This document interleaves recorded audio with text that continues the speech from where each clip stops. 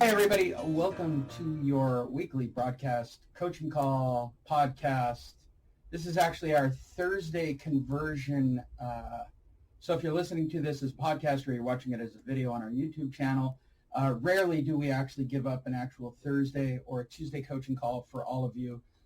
This week, for the first time on the podcast and on one of our YouTube videos, you've been on some speaking, but not up close and personal. CEO Derek Kelly, lovingly referred to as Coach Kelly. Coach Kelly. Coach Kelly. For everybody who doesn't know, whereabouts in France did you grow up? Nowhere in France. I sound French. No, I'm actually from the East Coast. No. Yes. Where? In Boston. Where in Boston? South Boston. See, I only know Boston because of Spencer stuff. Spencer for Hire. I love it. Yeah. It was a good show back in the day. You read the books, though. I read the books. You like the books. I listened to the books. I'm dyslexic. Do you not know my story arc? I know. So if this is your first time listening to it, when you call in 833-969-4673, like everybody who's on this coaching call, you do a one-on-one coaching call with everybody. So this is kind of your opportunity. Do you like do an introduction when you meet people for the first time?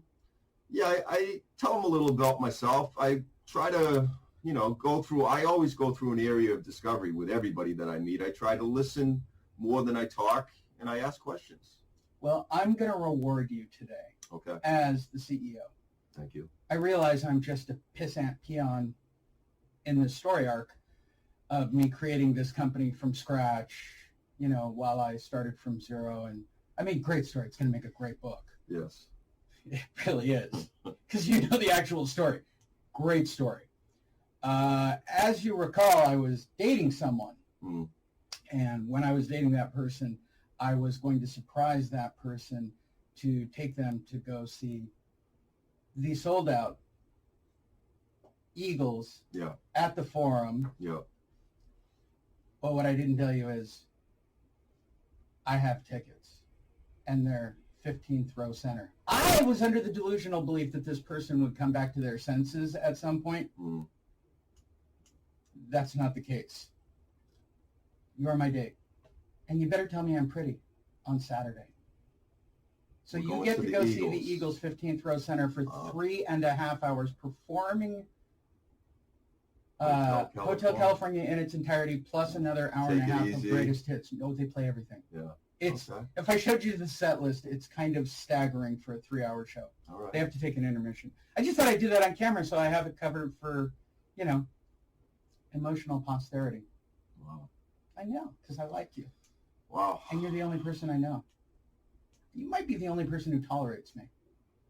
No, that's not true. You're loved. Really? Can you name anyone that tolerates this? Right. Wow. See? Wow. That's a wow moment. So for those of you who listen to the podcast or watch the videos, or even those of you in the coaching room right now that are still piling in, sorry to do this. For those of you that are used, there's the truth. Yes, the truth. Laid out for all of you. Hard to believe I'm single. Yeah. Well, my delusional loss is your gain. Yes. 15th row center. I'll take it. Right on the aisle. Wow. Yeah. You're playing the Forum. Yeah. Wow. Never been in the Forum. 15th row center. Wow. The world famous Forum. All right, so with that said, enough of the personal stuff. If you're wondering, let me give you a little marketing tip. When you do a podcast or a video, especially an ongoing series, you want moments of connection. See, we did that for 5 minutes, right? So that people feel that they know us and that they connect with us. All the stories are true, but I always like to throw in a marketing thing, especially for people who produce podcasts. People want to know you. They want to relate to you. Yeah. It makes you incredibly uncomfortable to watch me talk about my life. Well, it's a lot of it, again, it's where do you draw the line between giving too much information and telling a story? Because, again, everyone loves a story and everyone loves talking about themselves. So, again, when you're dealing with these homeowners or anyone in sales that you're trying to reach and connect with, it's finding the balance between how much you give of yourself as far as letting them get to know you and how you get to know them. There's got to be a very smart give and take, especially if we're working in this area. And we're talking about homeowners in distress. Good point. And that's the most you've ever said on a Thursday coaching call right out of the gate. That was actually strong. Yeah. I'm very excited about this. This was a great plan on my part. So for all of you, I'm going to add to the Think Like Lee section the TED Talk book, or Talk Like Ted. Yeah. And basically they analyzed everybody's 14-minute TED Talk and looked at the top producing TED Talks. Yeah. And those that have 2, 3, 4, 5, 6, 7 million views, and what makes them so unique, and then found the parallels between all of them. It's not the physical content. It's a formula. Mm-hmm. So the first formula, which is what you're talking about, formula step number 1 is tell the most horrifying stories known to man. TED Talks specifically. Shock. You want to shock them. Right. Now, I didn't intentionally do that. You do shock a lot. I do. Yeah. And I'm very open about my life, my lifestyle, and the horrors, right? Because while I don't think anybody, I'm talking out of school, most people should know this.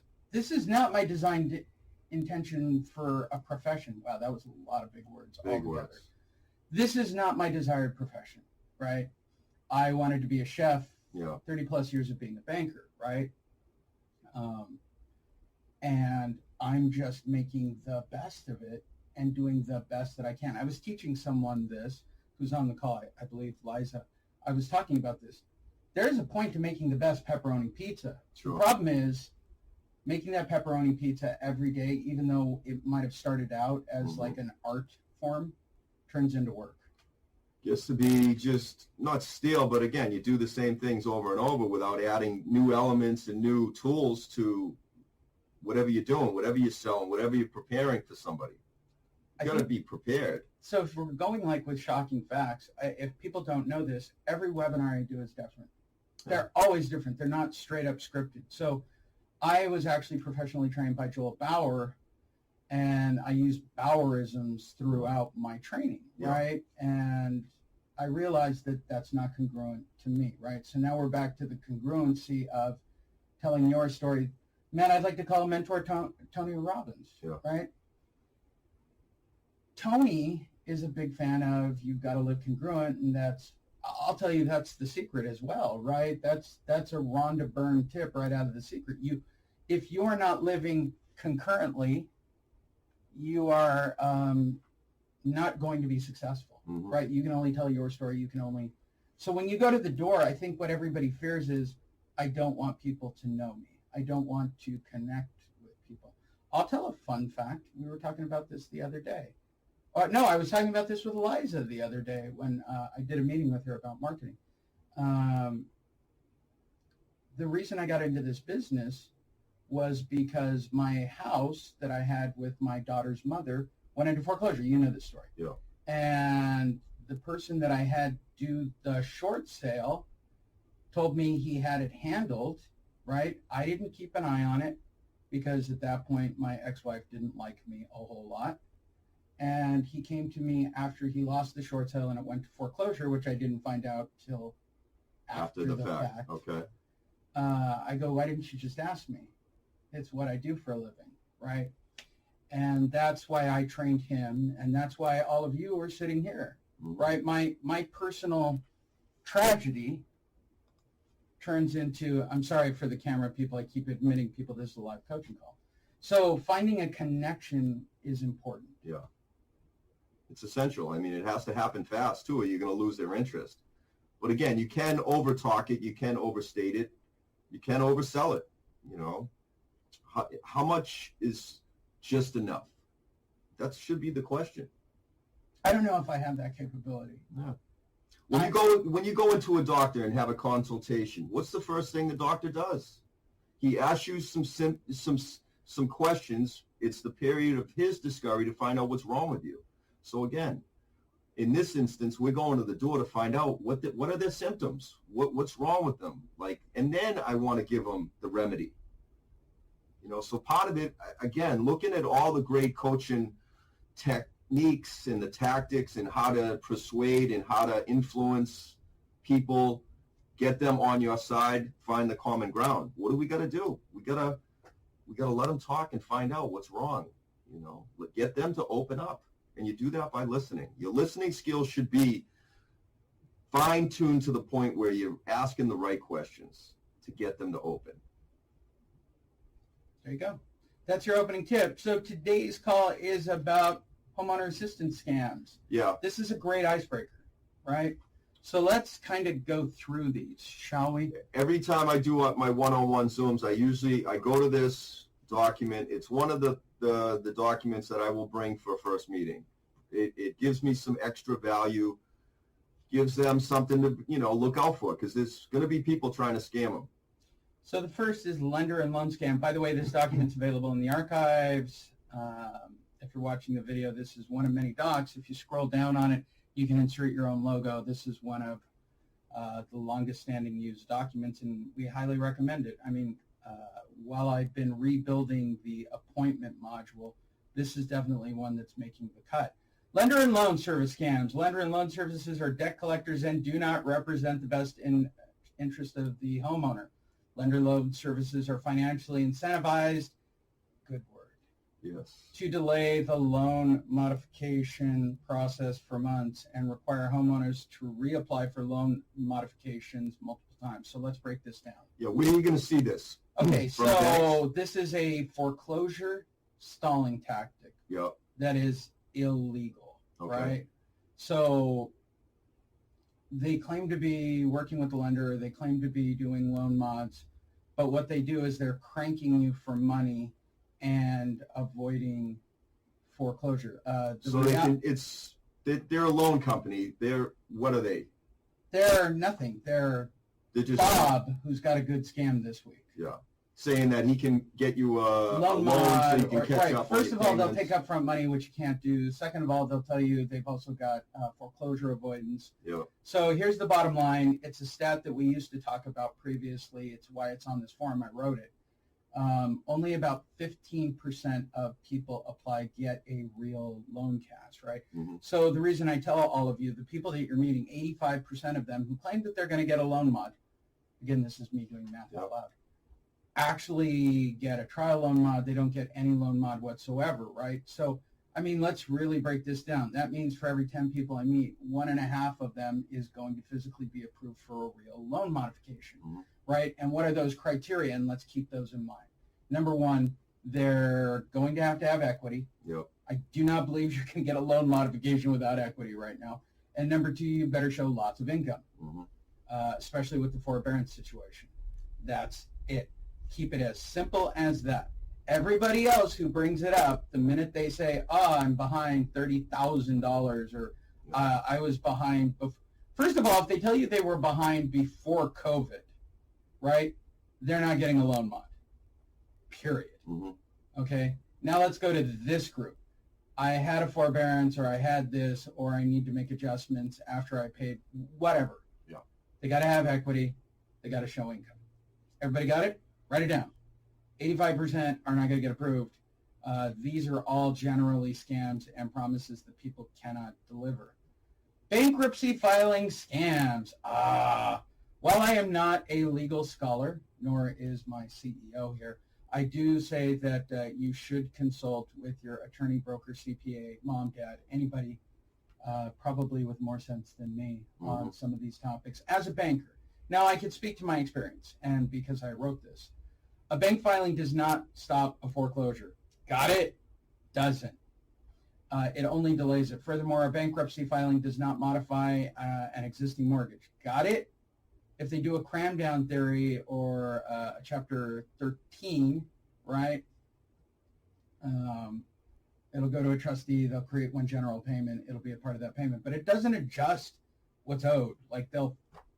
And those don't get approved. There was a big 60 Minutes video about it. It just is not a thing. Lender/loan servicers can foreclose on a property without further notice once the bankruptcy is dismissed, discharged, and it's missing one, set aside. If a notice of trustee sale was issued prior to the bankruptcy filing and a loan modification or payment plan is not approved. Note, a Chapter 13 filing does not eliminate a second mortgage until all core payments are paid over 5 years. Got it? All right, in layman terms. In layman terms, okay, let's say you magically got a Chapter 13, right, Yeah. where you're making one payment to a trustee every single month who's got all of your personal debts. This is for somebody that's There's in two foreclosure. bankruptcies that matter. Yeah. 713. Yeah. 7 is I got everything wiped out. Discharge it all. Let's cover that one. 13 is modified, Right. where you pay back. You can put things on the bankruptcy to not go on the bankruptcy. That's the 13. No, it's all of your debts that are listed in the bankruptcy itself, right? You don't have to list the house. Right. Yeah. So let's start with 7. Yeah. The number one way to avoid foreclosure as a foreclosure avoidance scam that's paid for is quote unquote attorneys filing multiple bankruptcies. So what you do is you file it, they remove the sale date. Once the sale date is taken down, they get closer to the event, then they actually pull the bankruptcy case and let the clock start over. Mm-hmm. And this can go on. They can just, it's a stall technique. It's a stall technique. And you pay the attorney. Now, when the attorneys are pressed on this, they'll say that they're working on a bankruptcy and it looks completely legal on paper, when in fact it is the biggest pile of bullpucky. Yeah. Bullpucky. I quoted my father. Chapter 13, which at one point from 2007 was considered cram down theory. Yeah. Right? You're going to go in, you're going to have all these people take all of your debts, they're going to right, cool. You couldn't pay before. Why are you able to pay now? Let's go back to what's the motivation for the attorneys? They want the bankruptcy. Well, they want the 7. Nobody gets a 13. Yeah. According to a 60 Minutes piece I watched, there's no such thing really as a Chapter 13, and it's kind of a myth that they exist. So you got to focus on Chapter 7. So do homeowners believe that by doing a bankruptcy, they keep their house? And the answer is yes, they do believe. Like, they will say it definitively to me at the bank. I filed bankruptcy. Yay, you win the lotto. Yeah. Right? You get to keep your house and not ever make a payment to another creditor. What bullshit is that? That's not happening. That's not happening. I know somebody that did a bankruptcy that didn't include their house on it, so they did a 13. No, they did 7, but they were trying to straighten out their credit, though. You can leave off items. Yeah. Right? You can leave off the car. You can leave off the, right? You can do all that. But it's just the way it is. Okay? So that's a good one. Yeah. Let's see if I can move this down ever so slightly. But just be careful, too. Again, you can't give them legal advice. No, but you can give them this form. Yeah. And when in doubt, send them to me. I'm happy to talk. Upfront fee scam. I don't care what the service is. If they're actively in default, you cannot take an upfront fee. We know this as we've been working on having additional tools for you guys to monetize on a weekly basis. Mm-hmm. The biggest hurdle that we have is upfront fees, right? So it's a thing. Yeah. Right? It always has to be self-help. Even when you're assisting them for your real estate licenses, you guys need to make it abundantly clear to them that you're not taking any upfront fees. You're assisting them for free. They're doing all the work themselves. You are just recommending. That's why we give an active disclosure when we go to the front door. It's the reason it's one of the first on. Forensic loan audit scam. I like this because my real brother-in-law is a forensic accountant. Most actionable RESPA and TILA violations expire 1 year after loan origination. A forensic loan audit does not provide a homeowner with any leverage whatsoever. So this is a scam. By the way, most of these are California laws. And why do I say that? Banks operate on California law. It's the hardest law. So you can be in Idaho and quote California law, and the bank would go, ah! Yeah. Right? They don't, like, if you think a bank is up to date on every single law in every single state, you would be wrong. Yeah. Nobody, even on the bank exec level. So a forensic loan audit is a scam looking for. And how do they usually reach out? They call you? I can get your loan wiped out. I can get your loan for free. I can get a demand for $5,000, or I'll get your house for free. That's the sales pitch, right? So what an attorney will do, allegedly, is make that promise, and then they will sue the bank and do a forensic loan audit and claim that they need to see the collateral, the wet documentations, to prove that this wasn't loan fraud under this individual. It doesn't work. It's actually bullshit. Yeah. What you can do, unofficially, and I never said this out loud, you can file a small claims This off the case. record? Should we stop recording? No. No? Okay. No, it's a real thing. All You right. can go into small claims. Let's say you're working on a file and you're not getting any action out of a bank or a servicer. I tell this to people all the time. Again, consult with your broker, attorney, CPA, mom, dad. Go file a small claims case so that you can force that entity into providing original documentation and wet loans. Some people are scammed, right? And you want to see the docs. You want to see, what was the original loan rate? Was it a teaser rate? Was I not consulted? Did I not initial a box? Those are real things, but do it yourself. Have the client do it themselves, right? Lawsuit scams, which ties into forensic loan audit scams. Beware of attorneys claiming that a lawsuit against a lender or a loan will stop the foreclosure, basically. It goes over to the forensic loan audit, right, which is one angle. It's still done by attorneys. Then there's the lawsuit scam. This is the same thing that I just explained to you, except in this particular case, they're the ones who are just filing a civil case to do what can be done in small claims, right? It doesn't stop the foreclosure. It may produce documentation that will be advantageous. So I don't know why you'd pay an attorney $2,000, $3,000, $4,000, $5,000 to do a discovery on a bank. Do I sound like a guy who knows law? Laws and banks. Laws and banks, that's all I know. Hard to believe I'm single. Other common scams. If anyone tells you stop paying your mortgage and they will buy your house. Yeah, this is going to be common, especially with the investor crowd. We've seen this. This is already happening. This is the common one, right? This is actually... Especially the deeding over, like, stop paying, I'll make the payments for you. Like, you can stay in the house. It's all bullshit. It's not like a reverse mortgage either. Yeah. Right. The nonprofit counselor scam, organizations who are funded by the banks, is Lee funded by the banks? No. If I'm funded by the banks, I am telling you stuff that they do not want you to know. But there are organizations out there, right, that are funded by the banks historically, right, that will take the position that they are nonprofits as attempting to assist people, right? And again, this is all about loan mod scams, and this is a bank backdoor angle to get people to fill out the paperwork. Why would a bank want someone to do a loan modification? It's a redocumentation of assets and makes it easier to collect in the long run. So you'll get a call from a nonprofit claiming to be an advocate, basically, to help the homeowner. You do your loan mod, right? We work directly with the bank, blah, blah, blah. But they're not working directly. They're working with the bank. They're working with the bank. Yeah, right. Yeah. You should disclose. Look, if you ever hear anybody say disclose more, they are working with a bank. Yeah. Or they don't know shit about how all of this works. I am not a believer in over-disclosing to a bank. I think it's definitively defined when you call the 800 number when they say magically, hey, any information we use is going to be to collect on a debt. And that's something that you have to keep in mind. You get that recording right away. Absolutely. And lastly, the short sale listing warning, right?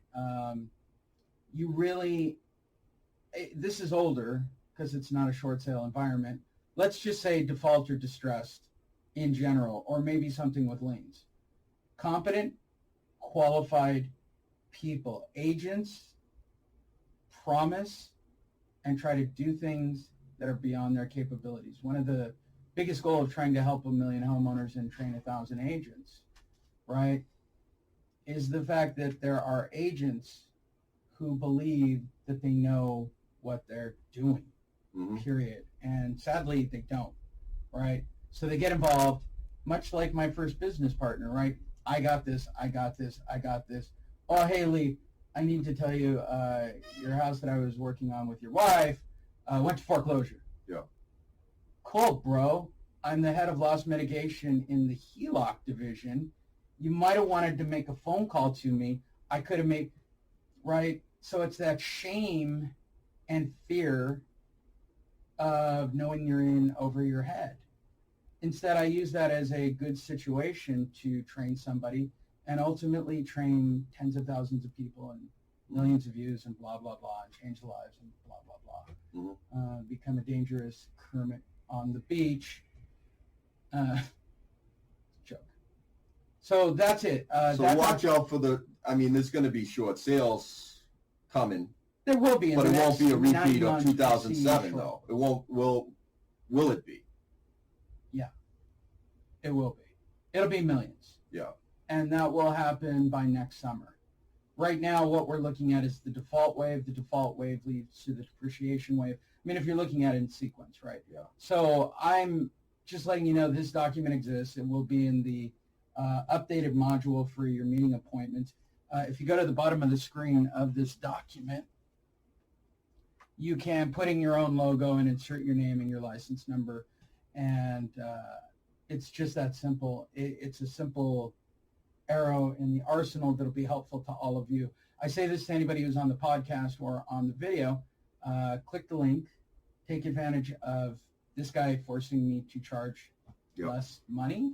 Less is more. Or even as an upgrade, which is still making me mental. Yep. I want to charge double what I'm charging for the coaching student upgrade, and I want to charge about 66% more on what we're doing on the special, the /event link that's down below. There's a copy of the webinar if you're watching the video or listening to the audio. Is there anything, because this is like your first podcast and your first video, is there anything you'd like to say that you've seen about working in this system, because you do all the training and conversion, because, well, I'm an asshole.